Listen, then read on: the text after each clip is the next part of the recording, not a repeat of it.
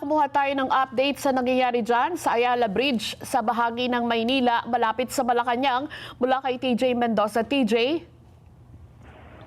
Weng, kasalukuyan pa din ang kaguluhang nagaganap sa pagitan ng mga tropa ng pulis at grupo ng mga kabataan dito sa Ayala Bridge sa Maynila. Nagbabatuan ng bote, nanghahampas ng mga bato at nanunusok ng kahoy. Ganyan ang sitwasyon na aking nadatnan dito sa Ayala Bridge ngayong hapon. Sa aking panayam sa mga kabataan na nagkikilos protesta, nagsagawa sila ng ganitong mga pagkilos kontra korupsyon, pero ang hindi inaasahan ay mauuwi ito sa isang kaguluhan. Ayan, kasalukuyan nagpapagbuno pa ang mga pulis at mga tropa ng kabataan dito. May nasusunog ding container truck dito sa aking likod na sabi ng ilang residente around the area ay sinunog ng mga rallyista. Pinangharang umano ng mga pulis ang container truck at sinunog yan ng mga kabataan. Sa ngayon, gumagamit ng riot shield ang mga pulis para proteksyonan ang kanilang sarili laban sa mga nagliliparang bote at mga di patukoy na mga pampasabog mula sa mga kabataan. Balik sa inyo dyan, Weng. TJ, sino daw ang naunang mambato? Ano yung nag-trigger para magkaroon ng kaguluhan? Weng, dito sa aking panayam sa mga residente around the area, ang sabi nila may dinampot daw yung mga pulis na rallyista kanina na posibleng naging dahilan para matrigger yung mga kabataan. Pero sabi naman ng mga kabataan kanina ay talagang ito ang kanilang gusto para makarating ang kanilang hinaing sa pamahalaan, Weng. Okay, TJ, sa kasalukuyan ba medyo humupa na yung sitwasyon dyan kasi napakataas ng emosyon ng mga tao na andyan ngayon sa may bahagi ng Ayala Bridge? Weng, ngayon hindi pa umuupa, Wedge, hindi pa umuupa yung sitwasyon at mas lumalala pa ito sa pagitan ng tropa ng pulisya at ng mga kabataan. Medyo nakakalapit na yung mga pulis dito sa nasusunog na container truck kasi kanina hindi sila makalapit, Wedge, dahil ang daming mga bote at mga nagliliparang bato na mula sa tropa ng mga kabataan naman. Pinulot nila yung mga bote niyan dito sa mga residente, mga kabahayan dito around the area. TJ, yung bang mga taga-PNP, meron din bang mga nakaantabay dyan na mga taga-Philippine Red Cross kung sakali may mga ibang sibilyan din na hindi naman dapat madamay, maapektuhan? Kasalukuyan din natin hinahanap yun, Wedge, ngayon kung meron bang presensya ng mga iba pang mga ahensya ng gobyerno para tumulong dito sa nangyayaring kaguluhan dito. Pero ngayon, wala pa akong nakikitang iba bukod sa tropa ng pulisya, Wedge. Okay. TJ, yun bang kalsada? Kasi alam natin na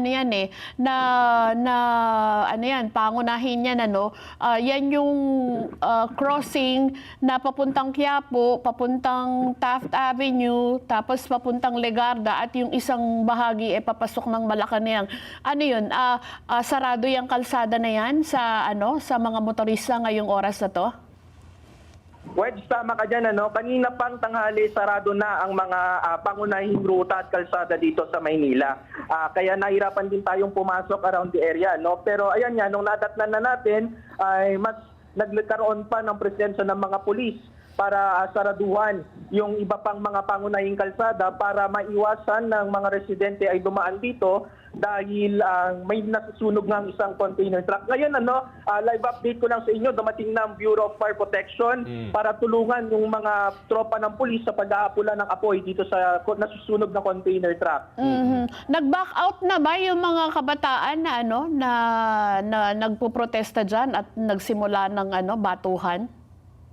Hindi pa, Weng, hindi pa sila nag-back out. Medyo humuhupa kaunti, pero maya-maya ay may ibinabato ulit. Parang sa aking obserbasyon sa nangyayari ngayon dito sa area ay nag-iipon lang ng gamit yung mga kabataan na pwedeng ibato, saka ibinabato doon sa mga Ito, live update ko sa inyo, meron isang kabataan dito na bitbit ng mga pulis, kung di ako nagkakamali ay nasugatan ito. May dala siyang arnis, may dalang kahoy, at bitbit siya ng mga pulis na may dalang riot shield. Hindi ko pa sigurado, wala pa akong detalye kung nabato ba siya o ano bang nangyari sa kanya, pero ngayon ay parang ito ibibigyan ng paunang lunas dahil sa nangyari. TJ, wala namang may malalang sitwasyon o wala namang casualty pa kahit papaano, wala namang nasawi. Posible lang may mga nasugatan sapagkat may nabalitaan kami may isang miyembro ng media ang bahagyang nasugatan dahil sa batuhan. Fortunately, Wedge, no, wala namang sobrang lalang nangyari. Pero kanina, yun nga, may nakita tayong sa mga kabataan no, na may sugat. Di natin alam kung yun ba ay galing din sa tropa naman ng pulisya. Sa tropa naman ng pulisya, Wedge, no, di natin din alam kung meron na bang bilang kung sino ang nasaktan sa kanila. Pero ngayon ito, standby na sila, humupa ng sitwasyon, nagkalat ng mga bato, nagkalat ng mga kahoy, nagkalat ng mga basag na bote dito sa Ayala Bridge dito sa Maynila. Okay. So ito ba talaga, nagpipilit ba silang makatawid dyan sa Ayala Bridge, TJ, para makadiretso sa Malacanang?